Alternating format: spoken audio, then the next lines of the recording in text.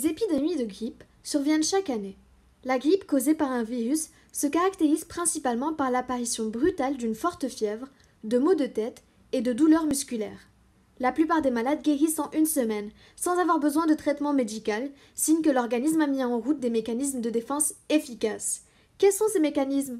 Bienvenue dans Comment notre corps fonctionne. Saison 3, Corps humain et santé. Épisode 2, la réaction inflammatoire adaptative. L'immunité adaptive est une immunité spécifique car la réaction immunitaire est dirigée contre un seul antigène, c'est-à-dire une molécule reconnue comme étrangère par le système immunitaire. Le mécanisme de la réponse immunitaire adaptive se déroule en deux temps. La première étape consiste en la production des cellules effectrices qui, dans le cadre de la réponse immunitaire adaptive, sont les lymphocytes. Les lymphocytes sont les cellules cruciales de l'immunité adaptive. On distingue les lymphocytes B et les lymphocytes T, qui sont différentes par la nature de leurs récepteurs membranes, que ce soit B ou T, et qui vont déterminer leur fonction. Les lymphocytes T peuvent être divisés en deux sous-types, les lymphocytes T CD4 ou les lymphocytes T CD8, identifiés par des marqueurs membranaires appelés CD4 et CD8. Dans une réaction immunitaire adaptive, la protection de l'organisme contre un agresseur est assurée. Et ce, soit par des molécules solubles présentes dans le plasma du sang et de la lymphe, c'est l'immunité à médiation humorale. Soit directement par certains lymphocytes, dans ce cas c'est l'immunité à médiation cellulaire. L'immunité à médiation humorale. Chaque anticorps est spécifique d'un antigène, c'est-à-dire qu'il est capable de se fixer à seulement ces antigènes. Les anticorps sont des protéines appelées immunoglobulines circulant dans le milieu intérieur, c'est-à-dire le sang et la lymphe. Ils sont constitués de 4 chaînes polypeptidiques reliées entre elles par des ponts disulfures, avec 2 chaînes lourdes identiques composées d'environ 400 acides aminés chacune et 2 chaînes légères identiques composées d'environ 200 acides aminés chacune.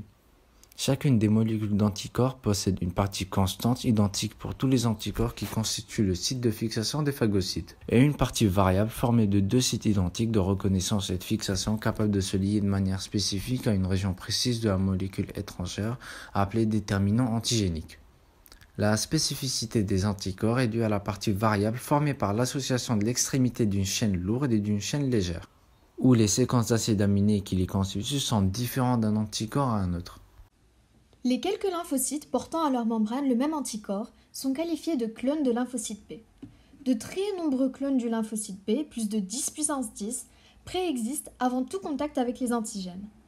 Les lymphocytes B ne deviennent des cellules effectrices, c'est-à-dire des plasmocytes, qu'après une première rencontre avec l'antigène et suite à un processus complexe en 3 étapes.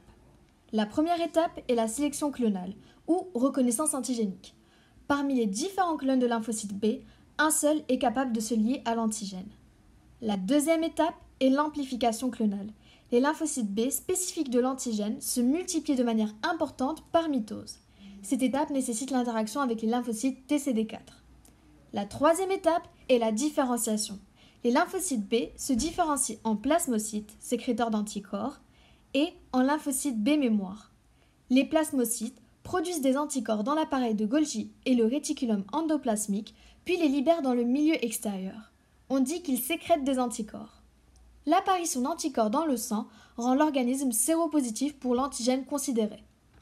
L'immunité à médiation cellulaire. Comme pour les lymphocytes B, l'organisme contient des millions de lymphocytes T CD8 appelés lymphocytes précytotoxiques. Comme pour les lymphocytes B, les lymphocytes T CD8 ne deviennent pas des cellules effectrices des lymphocytes T cytotoxiques qu'après une première rencontre avec l'antigène et suite au phénomène de la sélection, d'amplification et de différenciation clonale. Cependant, puisque les lymphocytes T CD8 sont incapables de reconnaître directement l'antigène spécifique, l'antigène leur est présenté par une cellule présentatrice d'antigène, des cellules dendritiques plus souvent. Cette étape nécessite l'interaction avec les lymphocytes TCD4. En effet, les lymphocytes T et CD4 sont indispensables au fonctionnement du système immunitaire. Les lymphocytes TCD4 se transforment en lymphocytes T auxiliaires, sécréteurs d'un messager chimique, l'interleukine 2. Et cette molécule a un rôle essentiel. Elle stimule déjà la multiplication des lymphocytes B, des lymphocytes TCD4 et des lymphocytes TCD8 activés par contact avec un antigène. Et elle induit la différenciation des lymphocytes B en plasmocytes et des lymphocytes TCD8 en lymphocytes T cytotoxiques. La deuxième étape du mécanisme de la réponse immunitaire adaptative consiste en l'élimination de l'antigène. La réponse immunitaire à médiation humorale. Comme dit précédemment, les anticorps sont responsables de l'immunité à médiation humorale.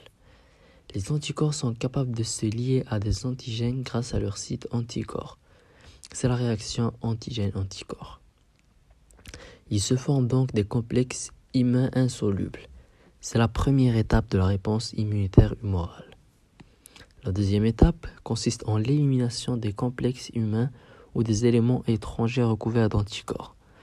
Si les antigènes sont liés à des anticorps de la phagocytose, est beaucoup plus efficace. Les cellules phagocytaires expriment des récepteurs de la partie constante de l'anticorps. Elles fixent ensuite, par l'intermédiaire de ces récepteurs, les anticorps liés aux antigènes et les éliminent par phagocytose. Il y a donc une coopération entre les mécanismes de l'immunité adaptive et ceux de l'immunité innée. La réponse immunitaire à médiation cellulaire.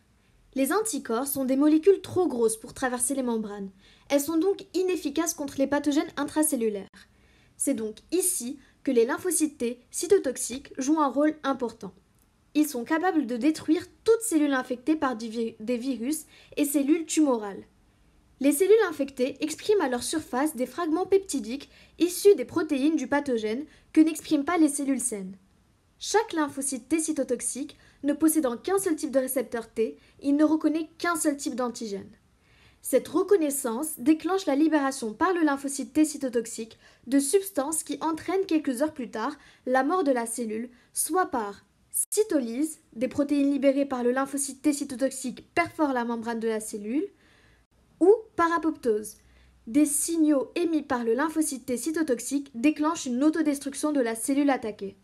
Les débris de la cellule sont ensuite éliminés par phagocytose, réalisée par les cellules de l'immunité innée. La maturation du système immunitaire. Il existe des milliards de clones différents des lymphocytes B et T, caractéristiques chacun par la production d'un anticorps membranaire spécifique d'un antigène donné. Un anticorps est une protéine, il est donc produit par un gène. Cependant, le nombre de gènes codants pour les anticorps est assez limité. L'énorme diversité des anticorps est produite par des mécanismes génétiques complexes. C'est lors de la maturation des lymphocytes que les fragments géniques codants pour les anticorps s'associent de façon aléatoire pour produire des milliards de clones différents de lymphocytes. Toutes les cellules du système immunitaire se forment dans la moelle osseuse à partir des cellules souches qui se multiplient sans cesse par mitose, parmi les milliards de clones différents ainsi produits. Beaucoup sont éliminés car il s'agit de clones autoréactifs, potentiellement dangereux, leurs récepteurs reconnaissant des motifs moléculaires normalement présents dans l'organisme. Certains deviennent immunocompétents, c'est-à-dire capables de défendre l'organisme. Le système immunitaire résulte donc à la fois d'une production et d'une élimination des cellules. Cet équilibre dynamique permet une évolution vers une meilleure efficacité et une meilleure maturation, où l'ensemble des clones immunocompétents forment le répertoire immunitaire. Les maladies auto-immunes. Le système immunitaire permet de détruire les cellules et molécules reconnues comme dangereuses. Mais parfois, le système s'attaque aux propres cellules de l'organisme et les détruit. C'est l'origine des maladies dites auto-immunes. La prévalence de ces maladies, c'est-à-dire le nombre de sujets atteints dans la population à un moment donné, est importante. Elle est environ de 7%. De plus, ce sont les femmes qui sont le plus touchées. Faisons une pause et revenons en arrière de quelques minutes. Les lymphocytes issus de la moelle osseuse rouge vue précédemment subissent une maturation dans la moelle osseuse pour les lymphocytes B et dans le thymus pour les lymphocytes. Au cours de cette maturation, des processus génétiques complexes entraînent l'acquisition aléatoire d'un récepteur spécifique. C'est l'immunocompétence. Au cours de la réaction immunitaire adaptative, Les lymphocytes B et les lymphocytes T, ayant reconnu l'antigène, se multiplient et se transforment en cellules effectrices à durée de vie limitée. Cependant, une partie des lymphocytes produits échappe à cette disparition et persiste dans l'organisme sous forme de lymphocytes mémoire à longue durée de vie. En cas de nouvelle intrusion des mêmes antigènes, les lymphocytes mémoire permettent une réponse secondaire. Les défenses immunitaires adaptatives sont rapidement opérationnelles. C'est sur ce mécanisme que se base la vaccination. La vaccination est une reproduction des conditions d'une immunité acquise après une première infection guérie. Elle consiste à inoculer un antigène rendu inoffensif. L'adjuvant, substance associée à l'agent vaccinant afin de mimer une réaction inflammatoire, stimule d'une part les phagocytes et d'autre part la prolifération des lymphocytes. Après la première vaccination se créant des lymphocytes mémoire qui permettront une réponse secondaire plus rapide et amplifiée. Les cellules mémoire ont une durée de vie plus longue et réagissent très rapidement en cas de nouveau contact avec l'antigène.